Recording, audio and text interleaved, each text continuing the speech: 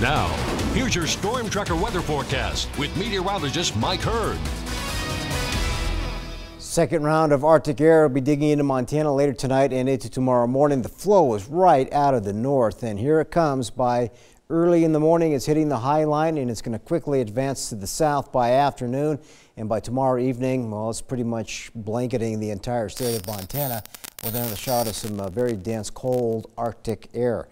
Not only do I expect to see cold temperatures out of this, there will be moisture with it as well, but not like the last time. This is all going to be snow. I don't expect to see any rain out of this at all, so there's a bonus, but that's still expected to bring some travel concerns as this Arctic boundary digs down into Montana over the next 24 hours. So right now we have partial clearing, but that'll quickly come to an end by early tomorrow morning. So widespread winter weather advisories cover much of western and central and southern counties of Montana for the potential of snow accumulations of around 2 to 5 inches. For most, not all valleys, but most should be in that 2 to 5 range. But all of our mountain passes could be picking up a little bit more, 3 to 6, 4 to 8 inches, somewhere in that neighborhood.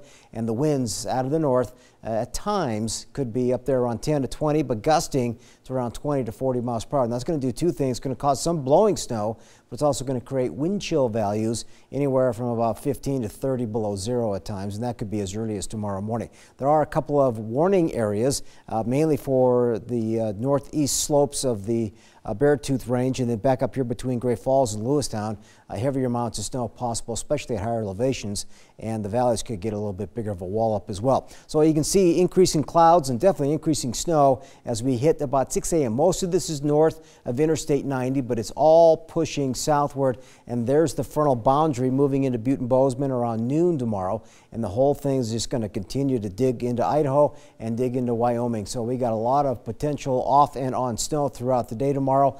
Partial clearing comes up, and by Tuesday morning, and especially by Wednesday morning, it's going to be bitterly cold across much of the region. So right now we're down to 1 in West Yellowstone, but teens for the rest of the region under clear skies. But clouds will be moving in later tonight, and that could bring up our numbers. But currently we have a mix of 20s and 30s and a few teens mixed in there across the northern tier. So increasing clouds, increasing snow, single digits and teens for most temperatures by tomorrow morning. Winds at the north around 5 to 15. Tomorrow off and on snow, and it's not going to warm up at all. It's expected to hold right around 20, 25 degrees in the morning and then continue to get colder throughout the day. And again, valleys and mountains and some stiff winds.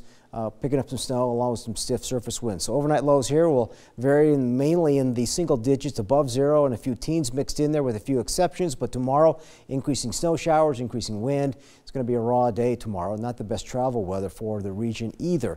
Now, as you look at the extent of forecast, the snow will come to an end Monday evening into Tuesday morning. Well, we're going to dip below zero for Bozeman, but under clear skies, we could be closer to 10 to 15 below by the time we get into Wednesday morning. Good news is by Thursday, we're starting to pull away from the dense Arctic air.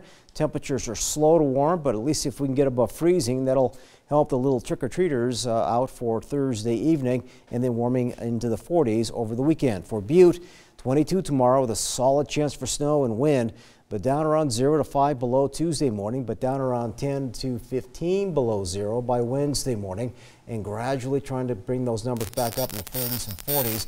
And by the weekend, we'll have a little bit of a thaw going on. For Dillon, a good chance for snow and wind for you as well. Quite cold for a couple of evenings, and then a gradual warm-up is coming by the end of the week. In the weekend, West Yellowstone may take a little bit longer to reach you, maybe not until after sunrise, but increasing snow and wind throughout the day on Monday, and you could fall between 10 and 25 below zero under clearing skies Tuesday, Wednesday, and Thursday mornings. So little trick-or-treaters might not all just be coats for costumes. Well, I remember growing up as a kid, that's what my favorite costume was. A coat. Thanks, Mike. Yeah. How you like your beef fattened up? Under the Big Sky talks with a rancher who thinks we got to listen before we eat.